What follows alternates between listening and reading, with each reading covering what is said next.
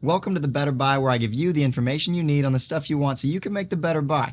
In this video, I'm walking you through the Apple keynote where they talked about the Apple Watch and the iPhone. Going to give you the basic upgrades that matter and maybe help you make a buying decision on whether or not you should upgrade or even jump into the ecosystem at all. So, first off, this is an off year for the watches and the phones, so most of the upgrades are going to be small, and usually it's not a year that I would say is worth upgrading for. It's just one to buy for if you missed a previous year or skipped a couple of years. But for the watches, one thing they did is they've given us the S9 chip, which is just a standard upgrade, and I'd love to hear your thoughts on this too. In general, I think that from one year to the next, from the S8 to the S9, from the S7 to the S8, you don't see enough improvement in the silicone to merit upgrading. You might get a little bit faster watch, a little bit snappier interactions with the apps. Maybe you can run a few more apps more smoothly, but in general, not a reason to upgrade, just standard little improvements. However, one thing that they did do is they increased the brightness of the S9, the Apple Watch Series 9, and the Ultra. So the Ultra last year had 2,000 nits. Now the S9 has 2,000 nits, which is, this thing has always been really bright and I've really enjoyed it. The Ultra 2 now has 3,000 nits. 3 freaking thousand nits. That is insane.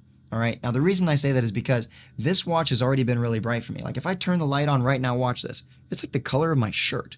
I mean, it's pure white and it is very bright. And I've got like lights obviously going on me right now. But in general, the thing is awesome as far as brightness goes. I use it as a flashlight every night, every morning, and it lights up my whole room. And if I had 3,000 nits, I feel like I could put it on a table and turn the light on if I had lost power and we could like live normal daylight. So I've really enjoyed the brightness of the watch. One thing that they did do, at least for the Ultra, is that they're going to now let it drop down to 1 nit for brightness, which is going to be great. I would love that.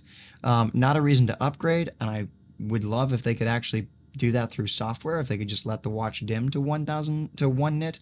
Maybe that's an actual hardware issue, but that'll be really nice for like theaters or bedtimes or sleep in general, dark settings. It'll be really nice to get that dark. Another thing that they did is they've upgraded this ultra wide band chip, which now allows you to use precision accuracy when you're trying to locate the product, the Apple Watch or the iPhone. It's in both, but you have to have the new product. You have to have the new iPhone and the new watch for it to work.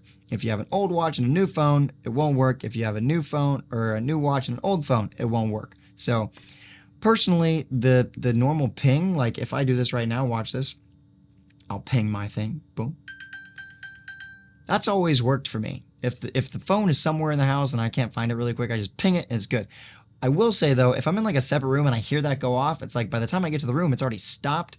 And what do you think? Do you think they should have that ping last longer? I think they should. I think the ping should keep going until you find the item and you silence it. So maybe we could all band together and tell Apple to just change that, because if you're pinging it, you're trying to find it. Let's let it ping until we get to it.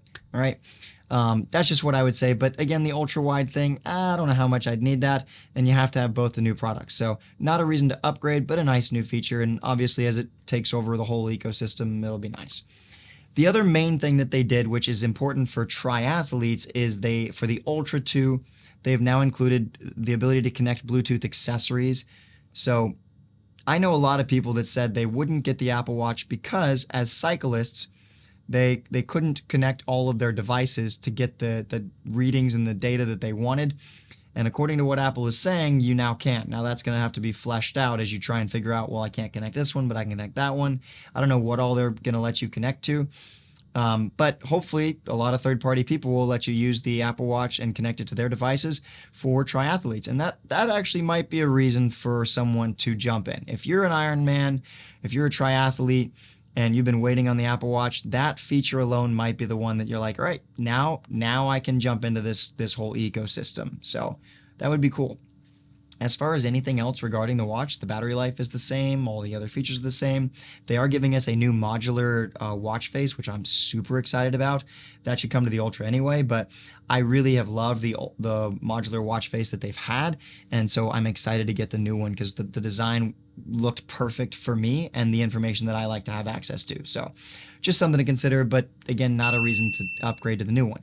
Personally, what I would say if you're trying to make the better buy is that you get the Series 8 or the Ultra at a discounted price. If you can find them for $100 or $200 off, that would be huge, because you're going to get everything that I would say you would want out of the watch. The only exception would be if you're someone that needs that Bluetooth accessory compatibility for cyclists. Outside of that, there is no other reason to get the new ones. So just something to consider, except for maybe the colors and the bands. They've done that. The main thing that they focused on for like a lot of the whole thing was like they're going environmental, and I'm not going to dive into all the stuff they went over, but that doesn't really affect the end user. It does make you feel better about buying the product, but it doesn't affect the end user, and I feel like that could have just been a separate presentation. They're environmentally friendly. So they're really proud of that, though, and they're happy about it. But again, it wouldn't change the way that you interacted with the device. So just something to consider. Now, that's basically everything for the watch. As far as the phone goes, I'm going to pop through this really quickly. They have a new chip, the A17 Pro. Lots of amazing new stuff there. I don't think it's a reason to upgrade from a 14. It might be a reason to upgrade from like an 11 because I have the 11 Pro. And actually, even then, my 11 Pro has been working amazing. The new camera system is sick. They've given us a wider range of zoom lenses, and as a photographer, videographer, it's nice to see all of those. But the 14 Pro is an insane camera. And while they do give us some like new ProRes features with video and everything, and they've got some new stabilization built in, the new zoom lens for the Pro model is 120 millimeter equivalent, which seems pretty cool. I don't know how that's going to play out in real life, but it looks like they've done a really good job with it. And they've got some new hardware in there that lets them do that. They kind of walk you through it. I trust Apple for their picture quality. They've done a really good job in the past, and it seems like they're making good improvements, so that's really nice. The two main things that they've changed with the iPhone, outside of like the outside, like the new Pro is titanium, but that's not really like a user experience thing. The main things they changed for the user experience are they gave us an action button and they gave us USB-C. Now, the action button I'm kind of conflicted on. I'd love to know your thoughts. Comment down below if you think the action button is a good decision or if you're like, I'd rather not. I think this is the way it's going to go.